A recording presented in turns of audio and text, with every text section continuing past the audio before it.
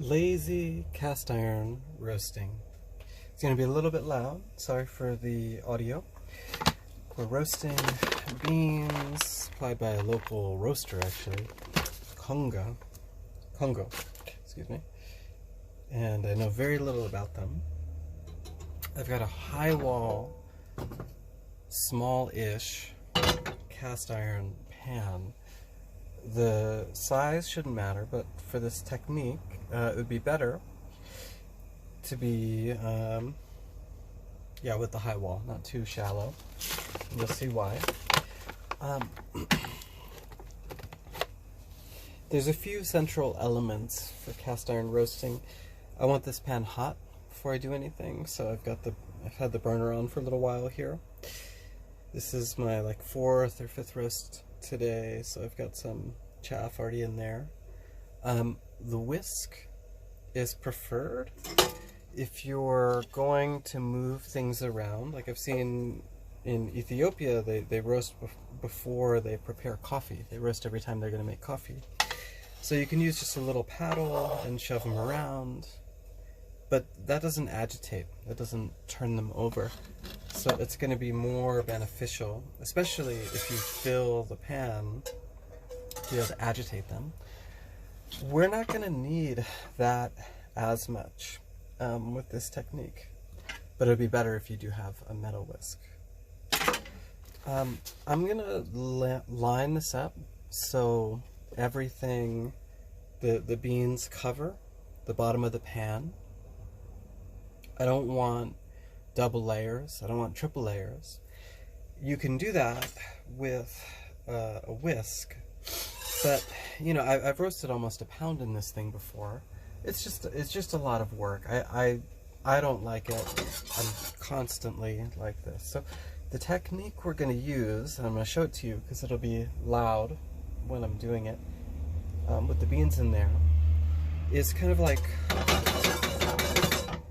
a walk motion. We're going to do that. Don't let them sit for longer than 10 seconds. And I'd say about every 7 seconds feels right. I would rather do this than roast. I'd rather do this 5 times than roast, a long, big batch once, and I can't stop. You will get some scorching if you leave it for longer than 8 or 9, maybe 10 seconds, but that's okay. Also, also in the beginning, you won't get scorching in the beginning, so you can say, I can walk away from longer. That's not true. You'll get unevenness later if you walk away in the beginning. I count by handful, and okay. This will do about 4, a little less. Yeah, you want to leave some room for them to expand. So again, this is not a way to roast a whole lot.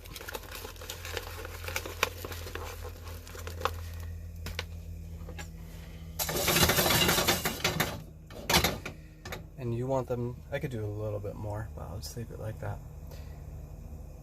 In the beginning, charge temperature, if you have a proper roaster, you'll have a temperature sensor. Some was it snobs still using cast iron? Why be a snob if you're going to use cast iron to roast? We use a temperature gun. I don't. So in the beginning, you want it hot. You want it hot. Now, one of the things you'll notice is that if you walk away for more than 10 seconds, there's a chance you'll have some scorching. What do we do with that?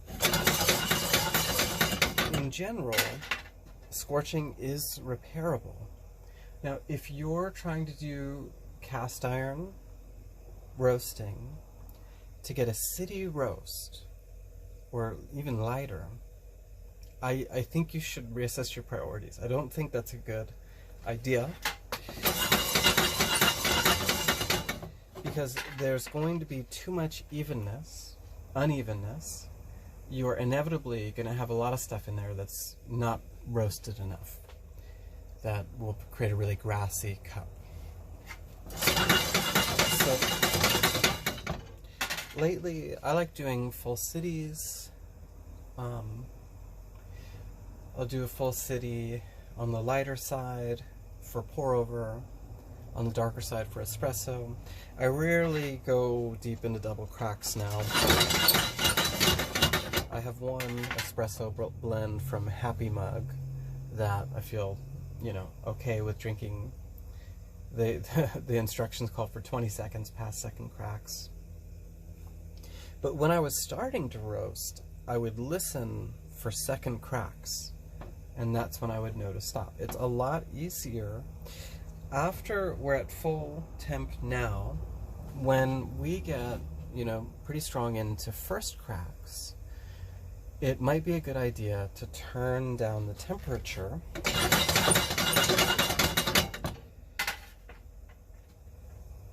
and if you're looking really uneven, so I've already got some, you know, scorching, you say.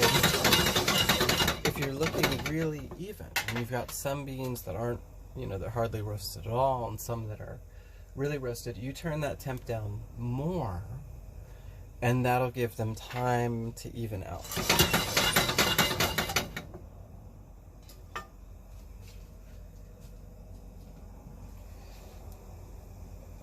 Oh, I was trying to find them.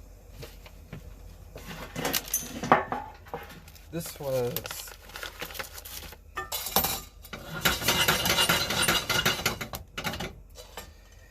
the previous batch that I roasted, and I was trying to do this video, and then the video stopped recording, and it was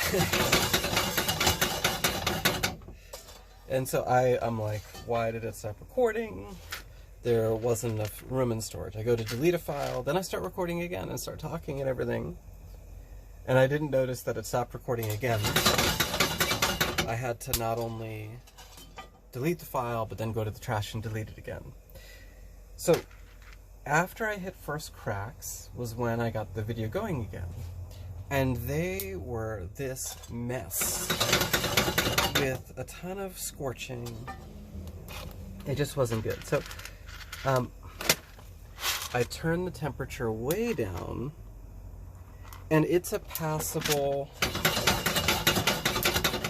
roast. I had to pull out a little bit more than I normally would. Let's see if I can get this in there. I had to pull out some that weren't roasted that well. And it's going to have a little bit of that scorched flavor.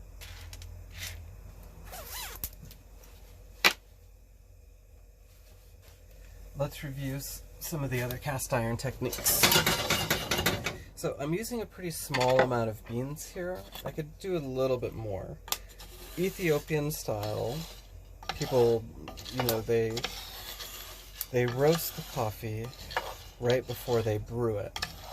And so I've seen people just with a spatula, you know, just really chill. Now, you can see how much empty space there is in this pan.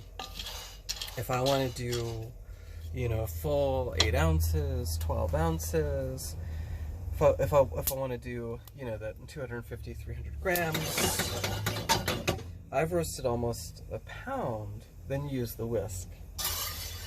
Now, there's some problems for me when you're doing, you know, there's not that many beans in the pan.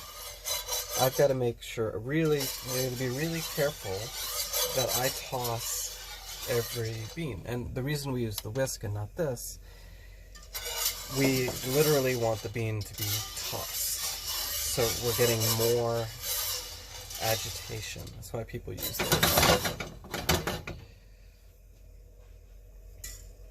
Also, when you're using these, be very careful. Don't leave it like that. You want, you know, you don't want to burn. You don't want this to get hot. So yeah, I'm just going to continually toss these beans.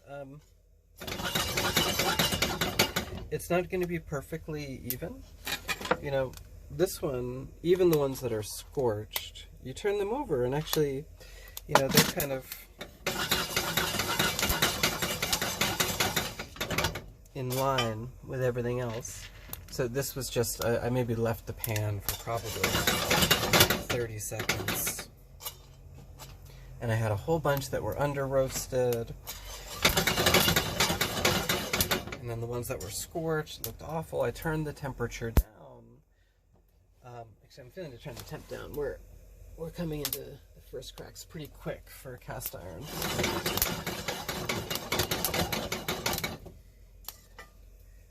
So I was able to even this out enough to, you know, save it. I know with lighting, sometimes they look really uneven, but, you know, it's not that bad.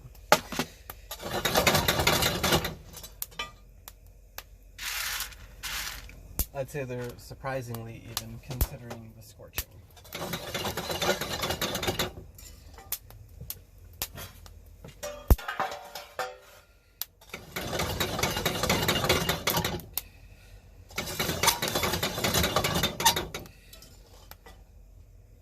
When you use what are they called? I have one of these Novos. I don't like this. You know, it's like you've got to roast every day, 10 minutes just for a couple cups of coffee.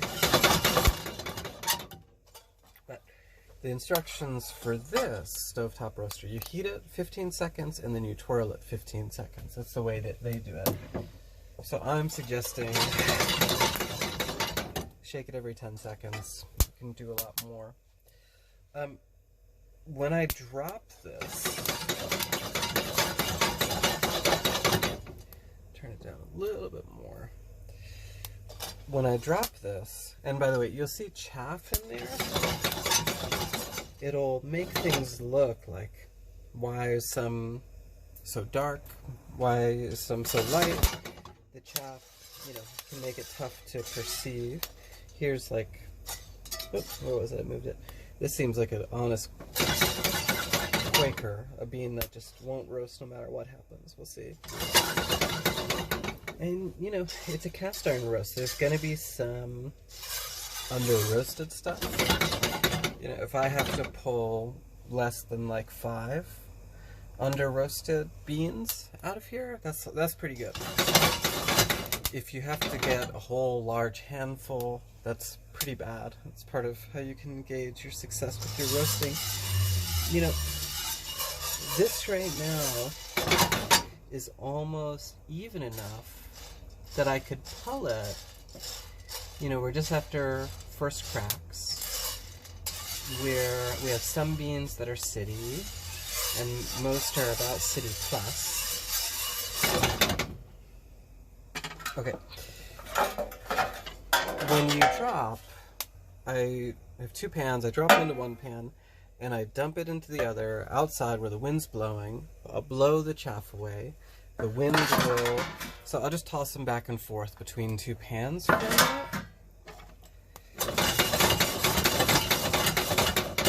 Because you want to cool things down as quickly as possible and get the chaff out of there. I do that outside. When I'm done with that, in the summer, I'll just place it in front of a fan, you know, outside, blowing all the chaff away. In the winter, it's cold enough now, late fall, I'm just gonna take this pan, put it outside in the cold air. Once I'm done tossing them. Sometimes I'll prop them like this, so the bottom of the pan gets air under it too. Especially in the summer, it's harder to cool down with the fan on it. I'll make sure there's air circulating underneath those thin pans. It'll cool that down too.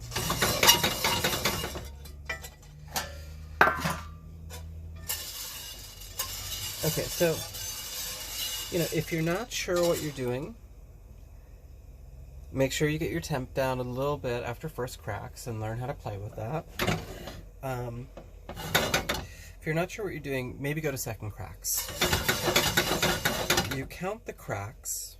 I didn't count first cracks, but you count the cracks. When you hear 10 cracks within 10 seconds, start counting. So if you hear 1 second crack, that's not enough. That could be an outlier, or it is an outlier. But if you hear 10 within 10 seconds, Some drop right when they hear 10 within 10 seconds. Some drop when they start counting to 10, and they drop 10 seconds after second crack. That would be good. Now, I've unevenness check. Still got some that's like city, barely even city. So, it's a game of chances. No, there's no way to, you can't get everything heated evenly. But mostly, this is looking pretty good.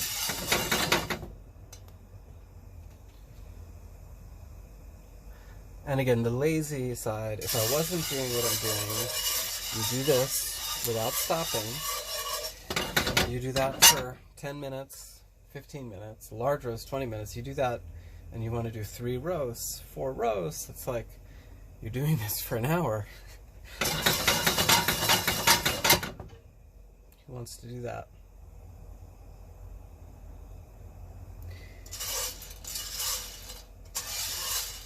And I haven't found the results to be better doing that. You still have some unevenness. You see the chaff starts to break away, but some still have the chaff on them. So I'm not sure how easy it is to see where we are. But this I could definitely pull here and just pick out the ones that are barely into city. Pick out the ones that are lighter. For some reason I feel called to go a little bit further on these Congo beans, which might be a terrible idea or a great one. I have no idea.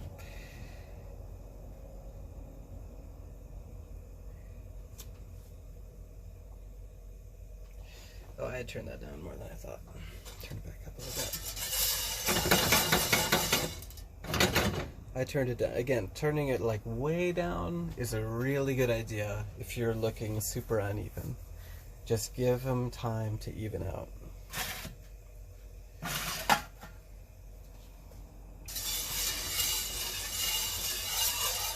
So if you don't want to go all the way to second cracks, the realm, you basically have city, city plus, full city. Full city is obviously what we're heading towards now.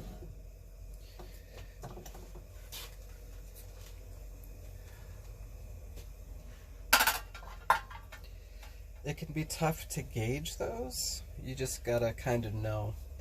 You gotta know when you're in the city.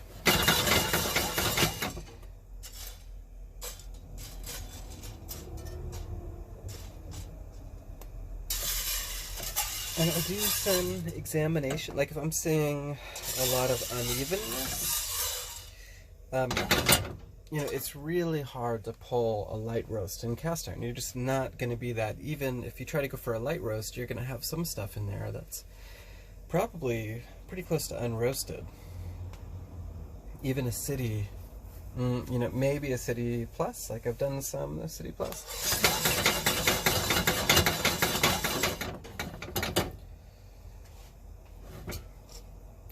So anyway, when I'm checking this out, I'm not seeing a lot of unevenness. A little while ago, I was seeing some like partially roasted beans.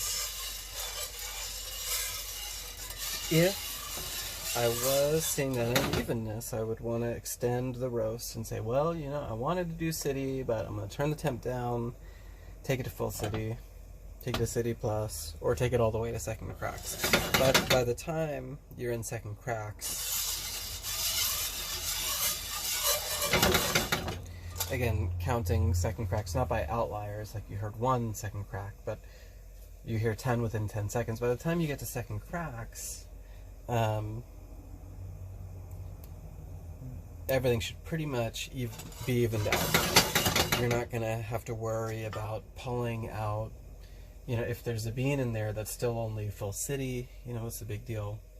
Whereas if you're roasting for city and there's a bean in there that's unroasted or, it's yellowing, it's a big deal because a couple of those beans will ruin the pot.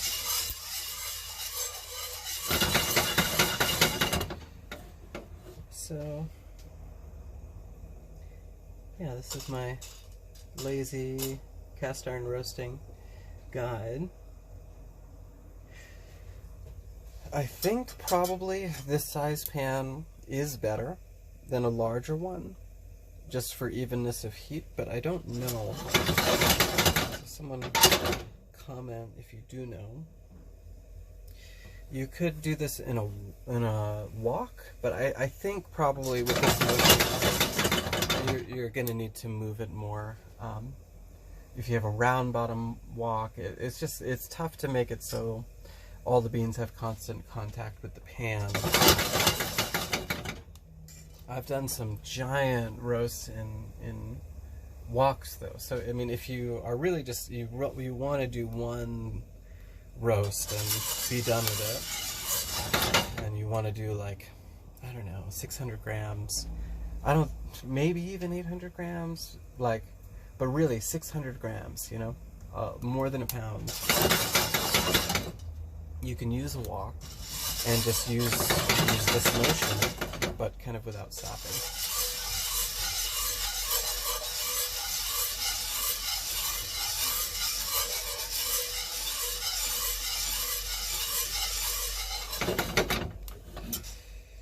I think I'm going to let it go to second cracks, because that'll be best for learning.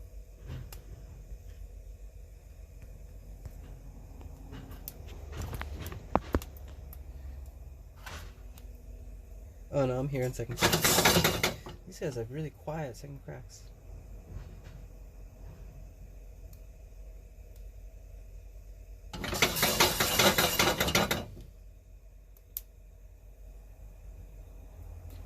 But I'm going to wait for that 10 and 10.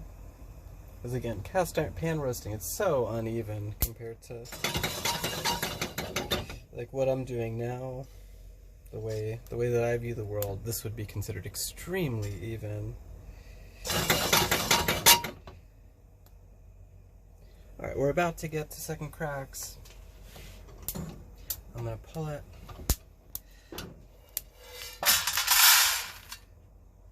I'm going to take this outside and blow off some chaff. I'll be back. So this is our roast. They came out. Lighting always ends up making these look not even, so I'll give you a couple angles on it. But yeah, it mostly looks pretty great to me. You know, when you're dealing with the unevenness of cast iron, including when you're trying to assess where you are, you might not be able to find out like exactly every bean is at this. You've got to feel out the majority of the beans where they are. Anyway. Alright, that's my video.